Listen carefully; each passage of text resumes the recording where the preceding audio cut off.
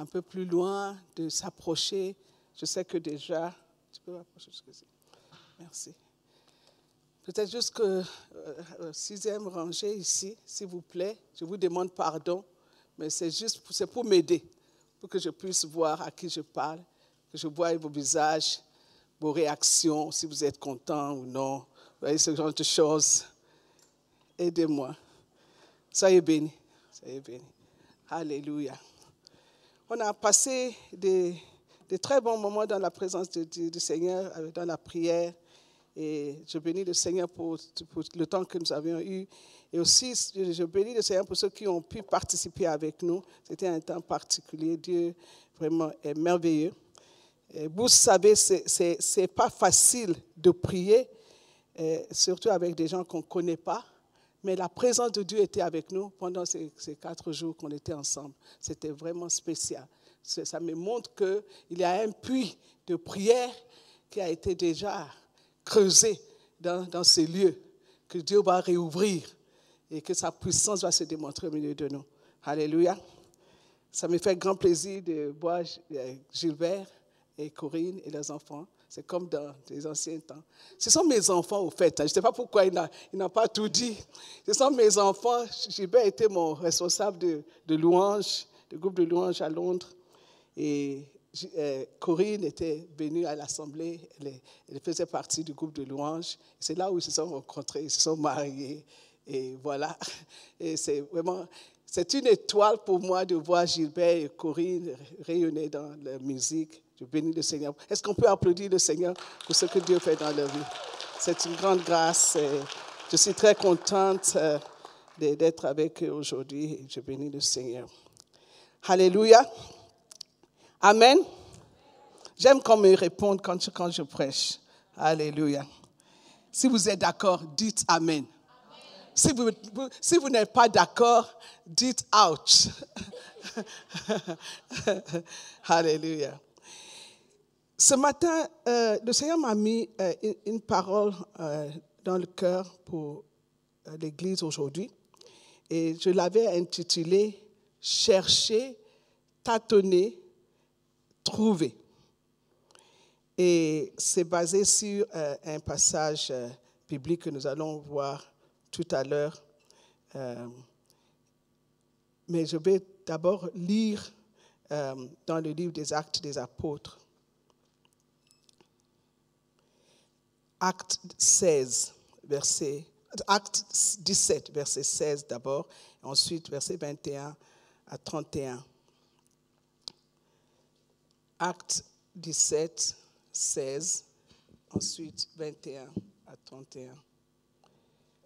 Comme Paul attendait les autres à Athènes, il sentait au-dedans de lui son esprit s'irriter à la vue de cette ville pleine d'idoles. Verset 21. Or, tous les Athéniens et les étrangers demeurant à Athènes ne passaient leur temps qu'à dire ou à écouter des nouvelles. Paul, debout au milieu de la rivière, dit « Hommes athéniens, je vous trouve à tous égards extrêmement religieux, car en parcourant votre ville et en considérant les objets de votre dévotion, j'ai même découvert un autel avec cette inscription à un Dieu inconnu. Ce que vous révérez sans le connaître, c'est ce que je vous annonce. Le Dieu qui a fait le monde et tout ce qui s'y trouve, étant le Seigneur du ciel et de la terre, n'habite point dans les temples faits de la main d'homme. Il n'est point servi par des mains humaines, comme s'il avait besoin de quoi que ce soit. Lui qui donne à tous la vie, la respiration et toutes choses, il a fait que tous les hommes sortis d'un seul sang habitent sur toute la surface de la terre, ayant déterminé la durée des temps et les bornes de leur demeure. Il a voulu qu'ils cherchent le Seigneur et qu'ils s'efforcent de le trouver en tâtonnant, bien qu'il ne soit pas loin de chacun de nous. Car en lui, nous avons la vie, le mouvement et l'être. C'est ce qu'ont dit aussi quelques-uns de vos poètes. De lui, nous sommes la race. Ainsi donc, étant la race de Dieu, nous ne devons pas croire que la divinité soit semblable à de l'or, à de l'argent ou à de la pierre sculptée par l'art et l'industrie de l'homme. Dieu, sans tenir compte des temps d'ignorance, annonce maintenant à tous les hommes en tout lieu qu'ils ont à se repentir parce qu'il a fixé un jour où il jugera le monde selon la justice par l'homme qu'il a désigné, ce dont il a donné à tous une preuve certaine en le ressuscitant des morts. Seigneur, merci pour ta parole. Que cette parole, Seigneur, puisse nous apporter la vie. Seigneur, illumine les yeux de nos cœurs, Seigneur. Fais-nous voir tel que tu vois, Seigneur. Et que, Seigneur, nos vies puissent s'aligner à ta volonté, à tes plans, à tes projets. Que nous puissions produire des fruits qui honorent ton Saint-Nom. Merci, Seigneur, au nom puissant de Jésus. Amen. Alléluia. Je vais, dans un premier temps, parler de l'état du peuple que nous voyons dans le livre d'Actes ici, le peuple d'Athènes, et en le comparant à notre situation actuelle. Et ensuite, je vais parler un petit peu de Dieu, de la nature de Dieu, ce que nous voyons, et quelle est la réponse que Dieu demande de nous vis-à-vis de qui il est face à notre situation. Dans cette histoire de ce que Paul a vu à Athènes, il a remarqué que le peuple d'Athènes était très religieux. Il avait plein d'idoles dans leur ville. Donc, sûrement, ils avaient une religion quelconque, ou bien des religions, si je peux utiliser ce terme. Donc, il avait des rites qu'ils observaient régulièrement. Et ça peut se comparer à ce que font la majorité des églises. Hein. On a des choses que nous faisons régulièrement. On va à l'église le dimanche, on a des réunions à mi-semaine, on a peut-être, certains ont des réunions dans les maisons. Je ne dis pas que ces choses sont mauvaises, hein. Écoutez-moi très bien. Ce sont des très, très bonnes choses.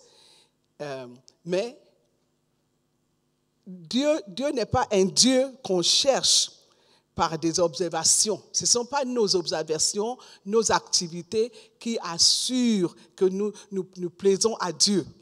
C'est la motivation derrière ce que nous faisons. C'est le cœur avec lequel nous venons à Dieu qui détermine si Dieu est content de nous. Et on ne peut pas acheter Dieu par nos œuvres. On ne peut pas avoir un comportement qui ne glorifie pas Dieu et dire que, bon, moi je vais à l'église, je donne ma dîme et tout. Ça ne marche pas avec le Seigneur. Les œuvres ne peuvent pas, on ne peut pas avoir une apparence de piété et nier la force qui est derrière. Et donc, c'est ce à quoi Paul parlait. Il faisait allusion que ces gens ont l'apparence d'une observation, mais est-ce que c'est le vrai Dieu qu'il adorait? Il avait remarqué beaucoup d'hôtels, beaucoup de temples dans cette ville d'Athènes. Et pour notre génération actuelle, il y a plein d'hôtels.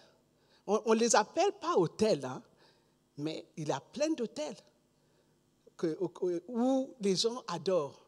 L'hôtel de la mode, l'hôtel des biens, l'hôtel de ce qu'on appelle networking, de Facebook. Il y en a qui passent des heures et des heures sur Facebook, de Twitter, de messages, de toutes les messageries qu'on utilise. Il y en a qui passent plus de temps à faire ces choses que de même parler à leur Dieu, de lire leur Bible, de prier. Et donc, est-ce que nous pouvons vraiment, sincèrement reconnaître qu'il y a des hôtels dans nos vies, des rencontres avec les amis, c'est des choses du monde actuel, et la sortie, sauver de l'argent pour avoir une bonne vacance, et en dehors de ce que Dieu nous demande de faire. Et Paul avait dit qu'il était en train d'adorer un Dieu qui ne connaissent pas. Et la question qu'il nous pose en tant que peuple de Dieu, est-ce que nous connaissons réellement ce Dieu que nous servons?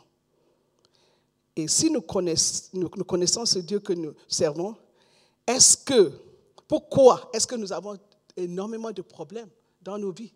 On a chanté tout à l'heure, j'étais vraiment très content des paroles de ces chants que nous avons chantés, déclarant la grandeur, la puissance de Dieu, les vérités éternelles de Dieu qui est fort, qui est puissant, le Dieu qui fait des prodiges. Sa parole est certaine, ses promesses sont parfaites et nous savons que ces choses sont vraies. Mais si ces choses sont vraies, pourquoi nos vies sont comme ça? Pourquoi est-ce que nous n'avons pas de victoire? Aujourd'hui, par exemple, quelqu'un m'a envoyé un texto comme quoi les musulmans ont tué des chrétiens au Niger. Et ils sont partis dans des églises, ils ont commencé à tuer des chrétiens. Il y a plein de choses qui nous troublent dans le monde. Pourquoi est-ce que l'ennemi a l'air de tout gagner? Pourquoi est-ce que nous, en tant qu'Église de Jésus-Christ, pourquoi est-ce qu'on est faible? Pourquoi est-ce qu'on est misérable? Pourquoi on se plaint de tout le temps? Est-ce que tu es constamment en colère ou bien tu n'es pas content? Est-ce qu'on connaît vraiment ce Dieu que nous servons? Est-ce que si on connaît ce Dieu que nous servons, est-ce qu'on est en mesure d'entrer dans la plénitude de ce que Jésus a gagné pour nous? Je bénis le Seigneur pour ce que nous célébrons de la Sainte Seine parce que c'est l'opportunité pour nous d'entrer dans la plénitude de la grâce que nous avions reçue au travers de l'œuvre de Jésus à la croix du Calvaire. Mais en tant que peuple de Dieu, est-ce que nous vivons cette réalité de ce que Jésus a gagné? Il y a Derek Prince qui avait énuméré les 10 choses que Jésus a faites à la croix. Jésus a pris notre place, il a payé pour nos péchés sont pardonnés. Il a été meurtri afin que nous soyons guéris. Il a été rendu pauvre afin que nous soyons riches. Il a pris notre châtiment afin que nous ayons la paix, et ainsi de suite. Plein de choses que Jésus a fait dans lesquelles nous devons vivre. Mais est-ce que nous, en tant qu'Église, nous savons comment entrer dans ces choses? Paul avait dit qu'il a considéré toute chose comme une perte à cause de Christ, à cause de l'excellence de la connaissance de Jésus-Christ, mon Sauveur. C'est-à-dire qu'on doit chercher à connaître ce Dieu. On doit le connaître tel qu'il est. On doit connaître la puissance de la résurrection de Jésus. C'est quoi la puissance de la résurrection de Jésus-Christ? Comment vivre cette résurrection, cette vie de résurrection? Paul a dit dans ce passage que Dieu ne vit pas dans les temples construits par les mains d'hommes. Donc on peut poser la question, où habite Dieu? Où habite Dieu? Alléluia. Vous savez, ça me rappelle l'histoire des 2 enfants qui sont toujours troublants et causent des ennuis tout le temps. Et un jour, il était à l'école, c'était 2 frères au fait, et leur enseignant les avait envoyés chez le directeur de l'école parce qu'ils causaient énormément de problèmes. Et le directeur, maintenant, il les regardait, il se demandait qu'est-ce que je vais dire à ces jeunes gens. C'était une école chrétienne. Et puis finalement, les deux jeunes gens, et puis il a regardé les 2 jeunes gens, et puis il a dit, où est Dieu? Ils se regardaient. Où est Dieu? La 3e fois, il a posé la question, où est Dieu? Et tout d'un coup, ces 2 jeunes gens se sont sauvés du bureau, ils sont partis, ils ont couru jusqu'à la maison. Ils sont arrivés à la maison, mais la maman dit, mais qu'est-ce que vous faites ici? Vous n'êtes pas à l'école. Et puis ils disent, Dieu est perdu. Et ils croient que c'est à cause de nous.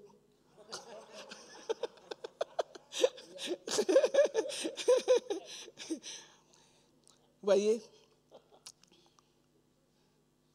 Où habite Dieu? La Bible nous dit dans le livre de Psaume 22, il dit dans le verset 4, « Pourtant, tu es saint, tu sièges au milieu des louanges d'Israël. » Dieu demeure dans la louange de son peuple.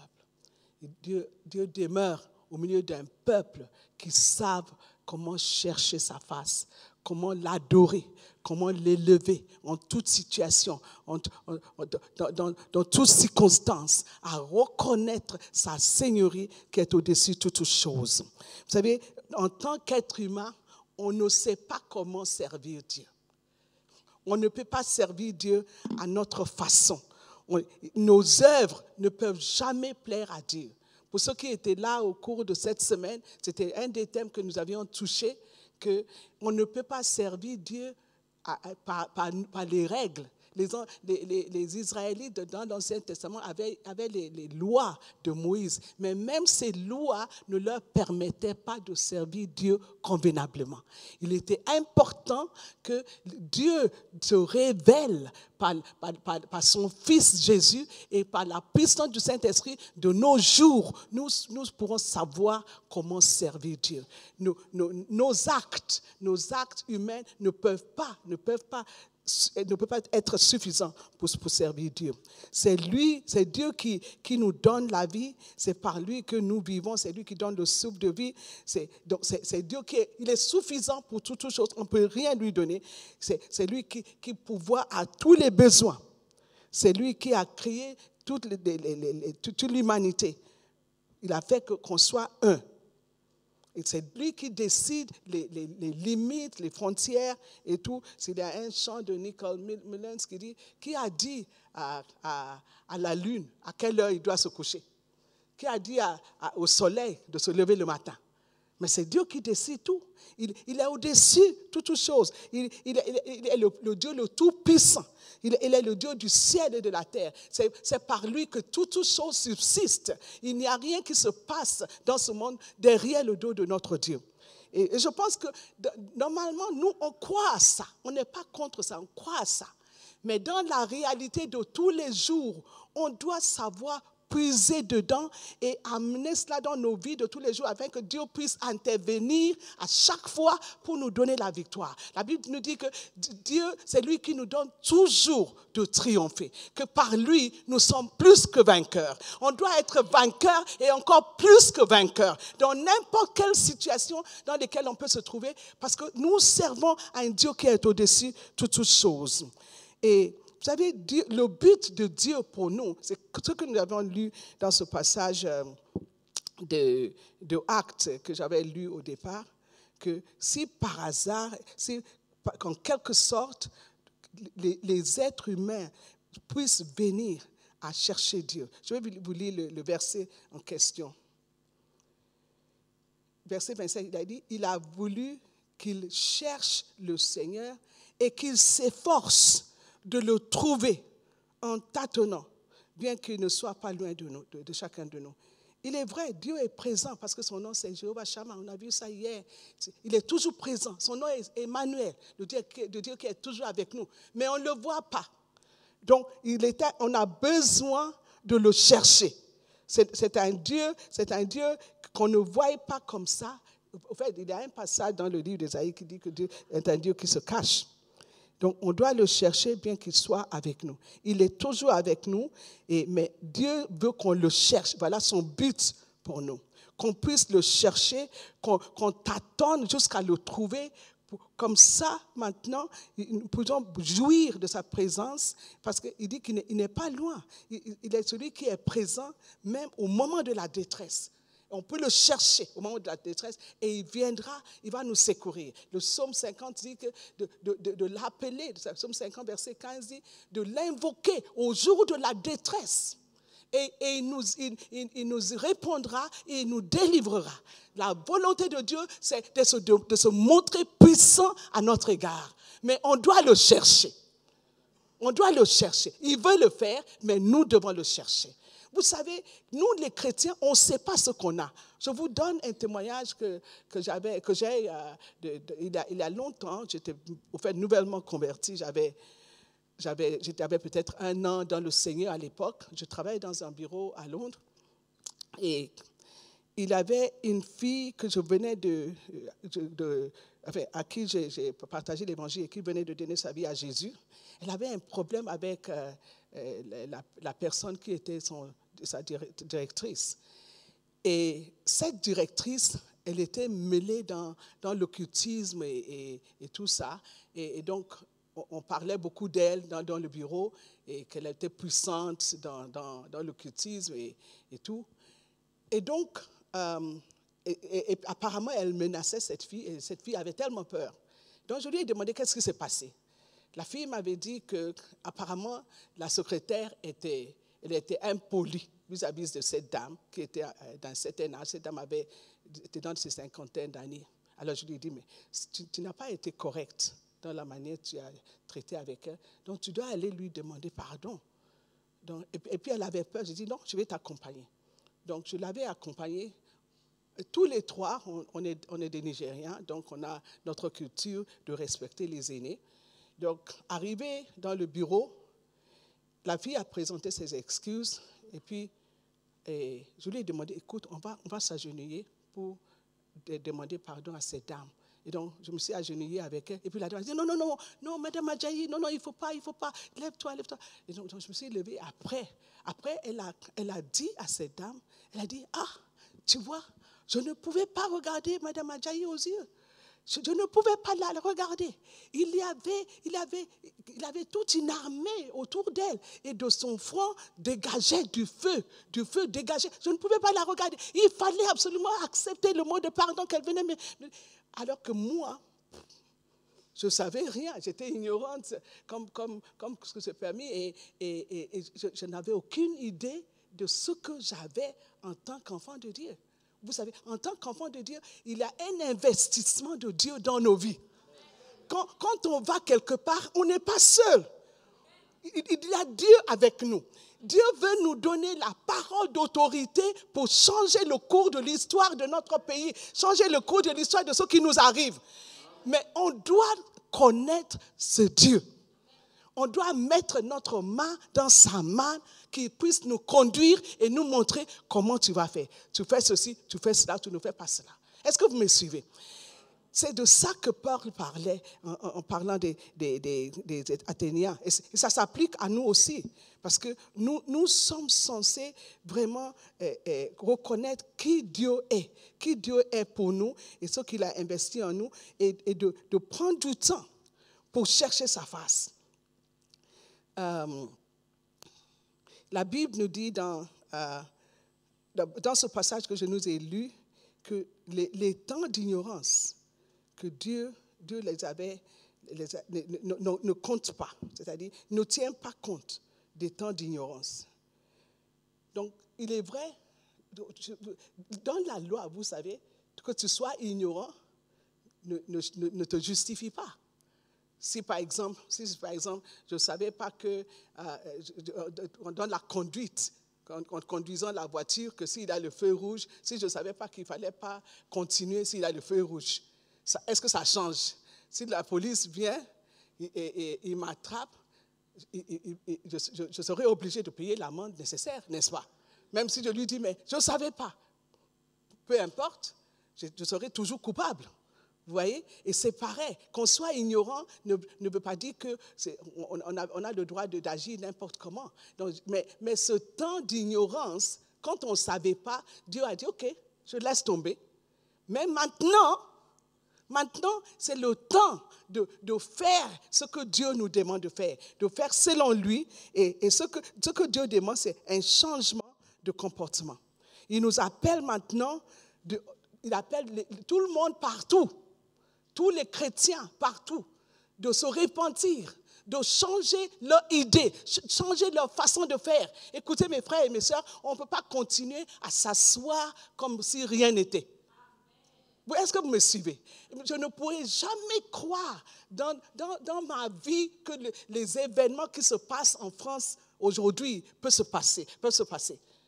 Jamais. On voit un niveau de barbarisme impossible.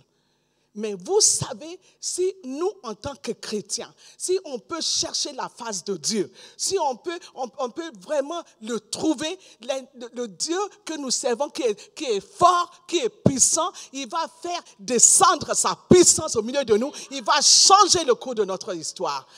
Vous savez, les apôtres, ils n'étaient qu'à 12. Pourtant, on a dit ces gens qui ont renversé le monde sont venus ici. Je pense qu'ils ne sont plus que 12 ici. À peu près, alléluia. Et Dieu veut ceux qui vont le chercher. Dieu veut qu'on le cherche parce qu'il y a un jour de jugement qui arrive et c'est important qu'on soit vraiment en train de faire ce que Dieu nous demande. Et la parole qui me vient, au fait, se trouve dans Actes.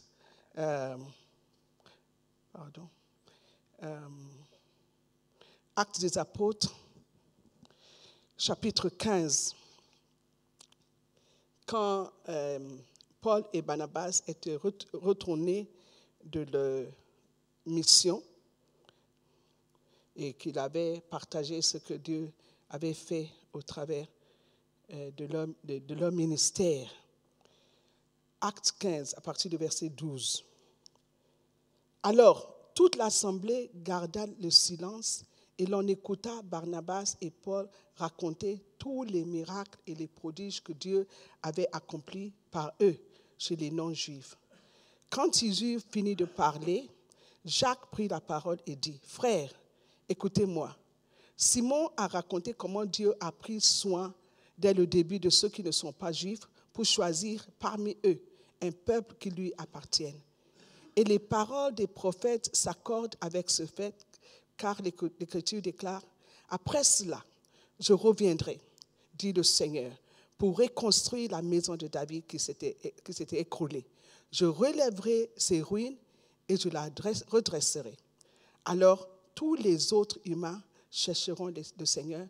Oui, toutes les nations que j'ai appelées à être miennes, voilà ce que déclare le Seigneur qui a fait connaître ce projet depuis longtemps. » Et je pense qu'il y a deux phases à ce passage. La première phase, c'est que dans la suite des temps, Dieu reconstruit les choses. Il attire ses enfants à rebâtir le tabernacle de David. C'est quoi le tabernacle de David? C'est le tabernacle de la louange et de la prière. Si vous vous souvenez, c'est David qui avait instauré le ministère de la louange. Il avait des différents groupes de gens qui louaient et adoraient le Seigneur constamment. Et au travers de la louange, Dieu se manifeste parmi son peuple. Dieu leur parle, Dieu leur indique ce qu'il veut faire. Et moi, je suis dans la conviction que c'est ce que Dieu demande, qu'on revienne vers lui, qu'on le cherche, qu'on le retrouve. Mais je pense que ça s'applique à cette maison aussi. Que Dieu veut reconstruire ce qu'il a fait et ses plans et les projets qu'il avait eus concernant cette maison. Parce qu'il veut que tous les hommes le cherchent. Au fait, au cours de cette semaine, on a eu beaucoup de prophéties que le Seigneur avait données et même beaucoup qui confirmaient des autres prophéties que vous aviez eues. Il y a plein de prophéties que cette maison a reçues qui ne sont pas encore accomplies. C'est au travers des temps de chercher Dieu et de louer le Seigneur et de lever son Saint-Nom. Vous savez, il y a des circonstances, on ne sait pas comment faire, on ne sait pas ce qu'on doit faire. Mais quand nous élevons le Seigneur qui voit tout, qui connaît tout, qui détermine le cours de l'histoire, il viendra il nous parlera, il nous montrera ce que nous devons faire. Et c'est par lui que les exploits se feront. Parce que c'est lui, le Dieu qui est fort, c'est lui le Dieu qui est puissant, c'est lui qui a des armées avec lui, qui nous enverra pour nous donner la victoire. Est-ce que vous me suivez? Mais il nous demande de le chercher.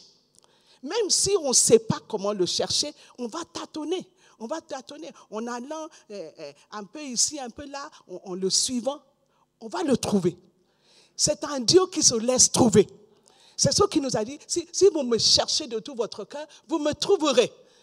Et Dieu veille sur sa parole pour l'exécuter. Dieu n'est pas un homme pour mentir. Tout ce qu'il dit dans sa parole, il veut les accomplir. Écoutez-moi très bien, mes frères et mes sœurs. Dieu ne nous a pas laissés orphelins. On n'est pas des enfants abandonnés. Nous avons un Dieu qui veut mettre à notre disposition toutes les ressources du ciel. Mais il s'attend qu'on lui demande. Écoutez, ces jours-ci, moi, je me suis consacrée à l'œuvre des missions. Ça fait depuis 2 ans maintenant. J'ai laissé tomber la direction de l'église et je ne reçois plus de salaire. Mais écoutez, vous savez, on est mieux quand on dépend de Dieu que quand on dépend des hommes. Merci Seigneur pour le travail. Je ne dis pas que ce n'est pas bon de travailler. Chacun doit suivre la direction que Dieu lui donne. Mais ce que je veux vous partager comme témoignage, c'est que nous servons un Dieu qui pourvoit. Si tu es dans le chemin que Dieu a tracé pour toi, il pourvoira à tes besoins. C'est seul si tu suis tes propres projets, tes propres affaires, ce que Dieu ne t'a pas demandé de faire, tu ne peux pas réclamer. Tu ne peux pas dire, Seigneur, je fais mon projet, viens bénir. Non, ça ne va pas comme ça. C'est lui, le Dieu le très haut. C'est lui qui doit décider ce que tu fais. Quand il te dit, tu fais ceci, tu fais cela, et tu le fais, il bénira. Je me rappelle, c'était quand, je pense que c'était une mission que nous avions fait au Mali, il y a peut-être 18 mois. Donc je priais, Seigneur, parce que quand on va en mission au Mali, non seulement que nous payons pour nos frères et notre séjour, on paye pour les dépenses sur place. Si on fait des campagnes d'évangélisation, si on fait des formations pour les pasteurs, si on les amène dans un centre de retraite, on les nourrit, on les héberge. Donc c'est nous qui prenons en charge ces responsabilités. Et on a commencé à prier par rapport au fond. Seigneur, tu nous envoies, tu dois pourvoir à nos besoins, c'est notre richesse glorieuse en Jésus. Ainsi de suite. Et on avait eu la moitié de l'argent qu'il nous fallait pour le voyage. Et un jour, j'étais invitée dans un culte et en retournant à la maison, il y avait une amie qui m'a demandé de voyager avec moi jusqu'à chez elle, enfin, de l'amener à la maison, au fait. En allant, elle a dit, au fait, je ne savais pas que j'allais te trouver ici, je t'avais écrit une lettre. Je dis, mais pourquoi tu m'écris une lettre? Je t'ai écrit une lettre, quand tu vas arriver à la maison, tu vas lire. Alors je me disais, mais je me posais la question en moi-même, pourquoi est-ce qu'elle m'a écrit une lettre? C'est quoi la lettre? Alors, au cours de route, donc la pensée m'est venue. Peut-être qu'elle a mis de l'argent dans l'enveloppe. Parce que je savais qu'elle ne travaillait pas. Et puis son mari était étudiant, parce que son mari était à l'école biblique. Elle-même ne travaillait pas à l'époque. Alors j'ai dit, j'espère que ce n'est pas l'argent que tu as mis dans l'enveloppe. Elle a dit, pourquoi tu dis ça? J'ai dit, non. Pourquoi tu vas me donner de l'argent? Tu ne travailles pas, tu ne peux pas me donner de l'argent. Elle dit, non. Pourquoi est-ce que je ne peux pas te donner de l'argent? Après tout, toi tu voyages, tu vas en mission. Si moi je ne peux pas y aller, j'ai quand même la responsabilité de te soutenir et tout. On a eu cet argument et finalement j'ai dit, ok, d'accord, tu as raison. Merci beaucoup. Et dans ma tête, je me disais, 200 livres, peut-être l'équivalent de 360 €, comme ça. Bon, j'ai dit, ok, merci. j'arrive à la maison, j'ai ouvert l'enveloppe, j'ai failli avoir un choc. C'était 1000 livres, l'équivalent de 1500 euros, quelque chose comme ça. J'ai dit, mais c'est pas possible. C'est l'incrédulité. Hein. J'ai déjà prié que Dieu pourvoie aux besoins de la mission. Et puis c'est moi-même qui ne croyais pas. J'ai dit, vous savez, Dieu va utiliser les moyens qu'on ne connaît pas, qu'on ne sait pas, pour pourvoir à nos besoins. J'ai plein de témoignages comme ça de la bonté de Dieu dans d'autres domaines. Je me rappelle aussi dans un domaine de la famille. Une fois, j'ai ma petite sœur qui habite aux États-Unis et elle voulait venir nous rendre visite à Londres parce que son fils est à Londres en fait. Mais quand elle vient, elle viendra chez moi. Et puis elle m'a appelé pour dire elle voulait venir à une telle date. J'ai dit non, ça ne me convient pas. Pendant cette période, je serai absente et puis j'ai plein de préparations à faire. Elle a dit non, c'est la période qu'on m'a donné mon congé. J'ai dit écoute, laisse-moi réfléchir, il faut repousser à une date ultérieure. Et puis 2 semaines plus tard, elle m'appelle, j'ai déjà acheté mon billet. J'ai dit mais tu as acheté ton billet c'est pour quelle date? Et c'est pour les dates qu'elle avait choisies. Mais j'ai dit pourquoi est-ce qu'elle a fait ça? En l'occurrence, c'était Dieu qui était en train d'organiser les choses.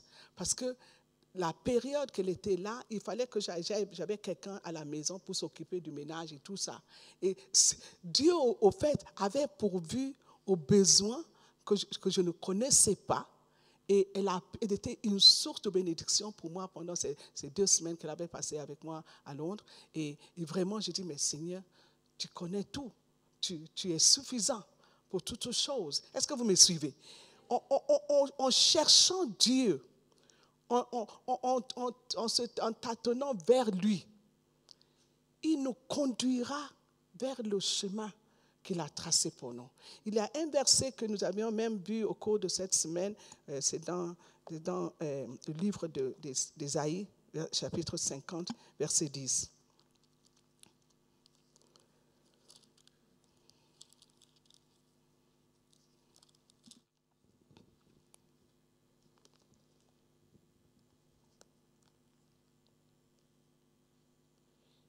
Ésaïe 50, verset 10, il dit « Quiconque parmi vous craint l'Éternel, qu'il écoute la voix de son serviteur.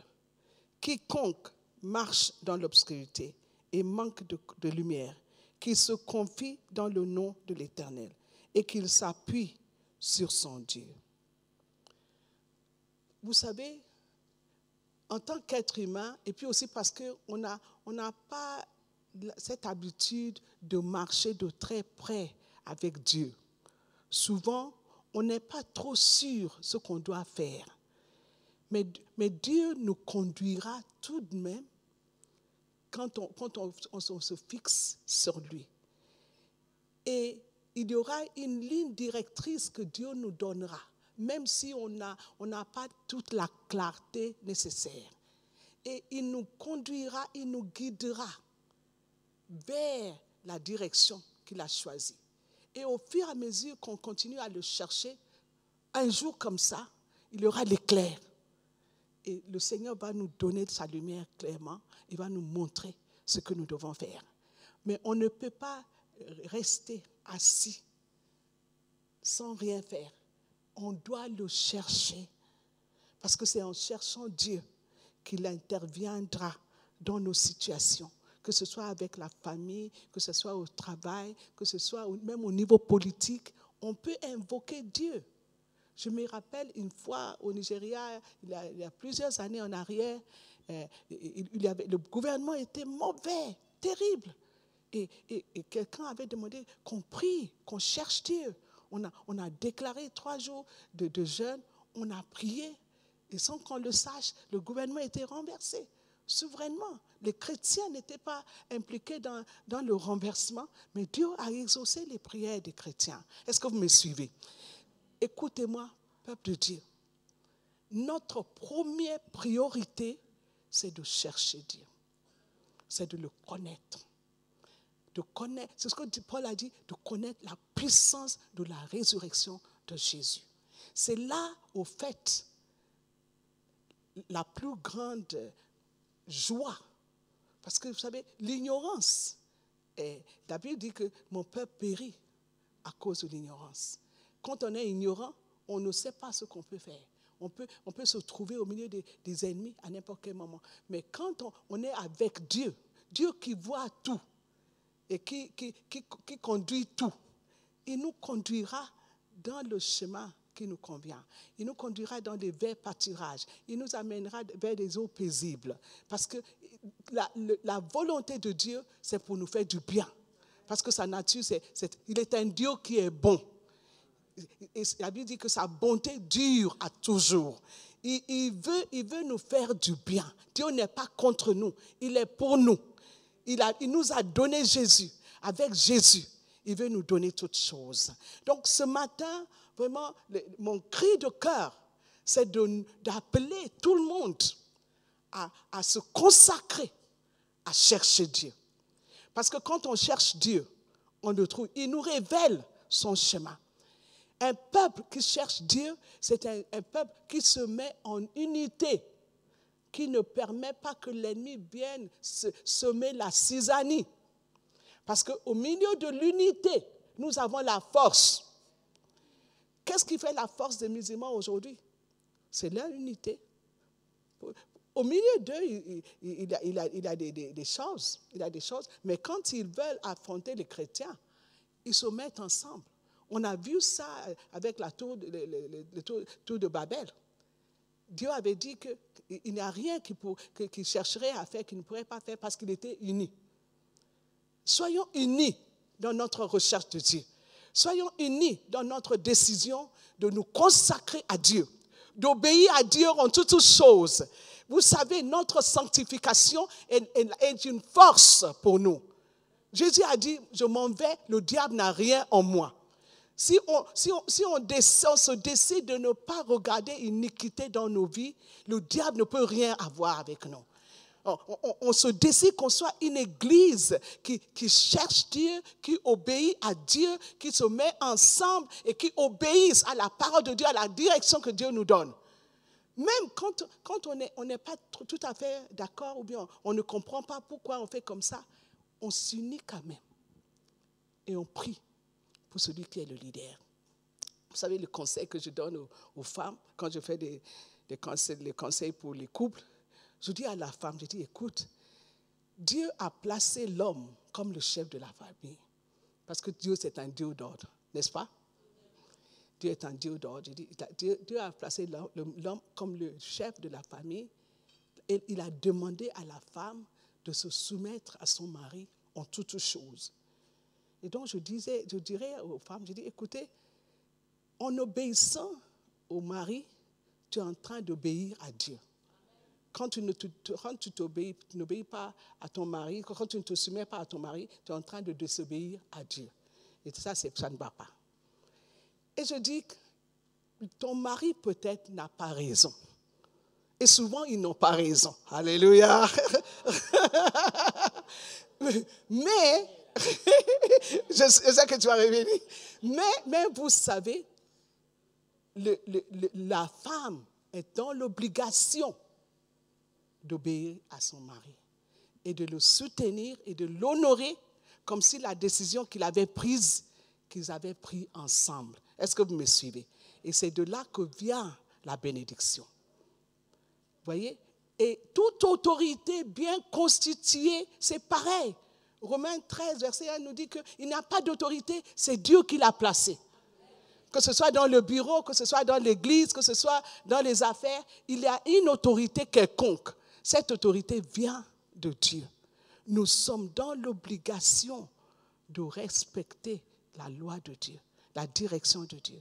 Et quand on se soumet à Dieu de la sorte, il n'y a pas de choix. Il y a la bénédiction de Dieu qui va venir sur nos vies. Alléluia. Donc, dans un premier temps ce matin, j'aimerais qu'on prie.